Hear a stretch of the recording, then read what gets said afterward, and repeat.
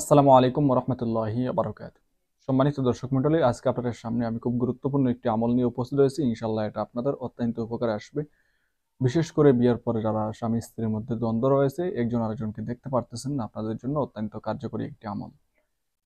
এই আমল যদি করেন, এটা কোরআনী আমল। ইনশাআল্লাহ এই আমলের দ্বারা আপনাদের মনোমালিন্যতা দূর হবে, একজনের যে আরেকজনকে দেখতে পারতেছেন না এটা দূর হবে।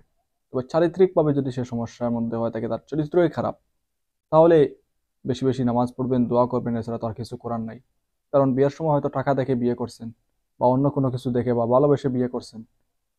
কারণ আজকাল সুন্দর মেয়ে হইলেই আর সে ছেলে ভদ্র ভালো ওইরকম কোনো কিছু তাকান না। শুধু ইউরোপ কান্ট্রি আছে কিনা বা সরকারি আছে কি চাকরি আছে কিনা, এই দুইটা জিনিস সবচেয়ে বেশি প্রাধান্য পায় পারিবারিক পক্ষ থেকে বেশিরভাগ। তো যাই হোক, ওইরকম কোনো কিছু আপনি দেখছেন, লোভে পড়ে মেয়ে বিয়ে দিছেন, এখন মেয়ের সংসারে অশান্তি আর অশান্তি।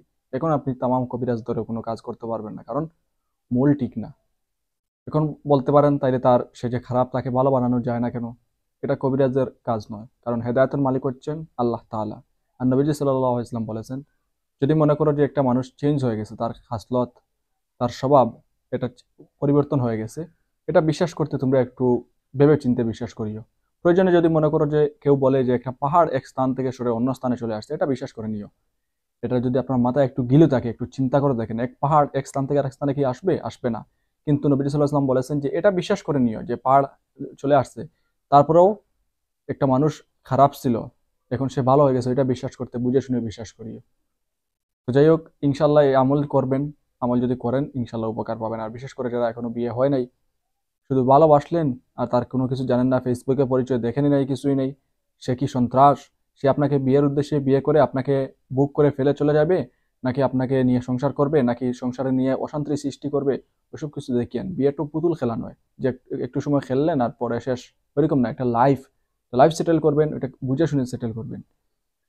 তো যাই হোক, যাদের বিয়ে হয়ে গেছে তাদের জন্য যে আমল, সেটা হচ্ছে আপনারা যে আয়াতটি পাঠ করবেন, 500 বার পাঠ করবেন দৈনিক। এরকম প্রতিদিন আপনারা পাঠ করবেন, শুধু এই উদ্দেশ্য করে। এতে আপনার স্বামী স্ত্রী কাছে থাকা লাগবে না। যদি দূরেও থাকেন বা কাছে থাকেন সমস্যা নাই, শুধু এই নিয়তে আমল করবেন যাতে করে সে আপনার জন্য বাধ্য হয়। আর যেটা আপনি পাঠ করবেন সেটা হচ্ছে, কুল ইন কুনতুম তুহিব্বুনাল্লাহ ফাত্তাবিউনি ইউহিব্বুকুমুল্লাহ ওয়া ইয়াগফির লাকুম যুনুবাকুম ওয়াল্লাহু গফুরুর রহিম। এই যে একটি আয়াত, ওইটা আপনারা পাঠ করবেন। ওইটা অবশ্যই আমি বাংলাতে দিয়ে দেবো, কিন্তু বাংলাতে আপনারা কিছু বুঝতে পারবেন না, কারণ আরবির সাথে বাংলার কোনো উচ্চারণের মিল পাবেন না। সেজন্য বাংলা দিতে অনেক ভয় ভয় করে, কারণ আল্লাহর কালাম, এটা বিকৃত হয়ে যায় বাংলাতে উচ্চারণ দিলে। আপনি যতটুকু পারেন চেষ্টা করবেন, আমি আবারও বলতেছি, যাতে করে হুবহু আপনারা মনে করেন আরবির সাথে যেরকম আরবি উচ্চারণ হয় ওইরকম উচ্চারণ করার চেষ্টা করবেন। উল ইং কুংতুম, এখন দেখেন আপনারা যদি বাংলাতে বলেন উল, এর জায়গায় বলবেন কুল। কুল অর্থ হচ্ছে খানা, খাওয়া। অর্থাৎ নবীজি সাল্লাল্লাহু আলাইহি ওয়াসাল্লাম, আল্লাহ এই আয়াতের উদ্দেশ্য হচ্ছে, হে নবী আপনি বলুন। কিন্তু আপনি যদি বলেন কুল, হে নবী আপনি খান, দেখেন অর্থ কোন দিকে থেকে কোন দিকে যাচ্ছে, বুঝতেছেন? তারপরেও যতটুকু আপনি পারেন চেষ্টা করবেন শুদ্ধ করার জন্য। কুল ইন কুনতুম তুহিব্বুনাল্লাহ ফাত্তাবিউনি ইউহিব্বুকুমুল্লাহ ওয়া ইয়াগফির লাকুম যুনুবাকুম ওয়াল্লাহু গফুরুর রহিম। ঠিক আছে? তো এরকম আপনারা উচ্চারণ করে সুন্দরভাবে পড়বেন, ইনশাল্লাহ ভালো ফলাফল পাবেন। ওইটা হচ্ছে প্রতিদিন আপনি 500 বার পাঠ করবেন। প্রতিদিন 500 বার পাঠ করবেন। যদি আপনার স্ত্রীও বাধ্য হয়, স্ত্রী বাধ্য হওয়ার উদ্দেশ্যে। আর যদি স্বামীও বাধ্য হন, স্বামীর বাধ্য হওয়ার উদ্দেশ্যে আপনারা এটা 500 বার পাঠ করবেন। দেখবেন